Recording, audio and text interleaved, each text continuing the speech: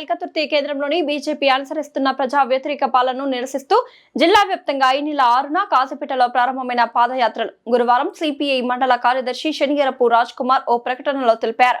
రాజ్ కుమార్ మాట్లాడుతూ శుక్రవారం నుండి గోపాలపురం, ఇంద్రానగర్, చింతలపల్లి, దామిర, కొత్తపల్లి, ముల్కనూర్, గట్ల నర్సింగాపూర్, ముస్తాపూర్, కొత్తకొండ, ఎల్కతుర్తి వరకు పాదయాత్రలు కొనసాగుతాయని తెలిపారు.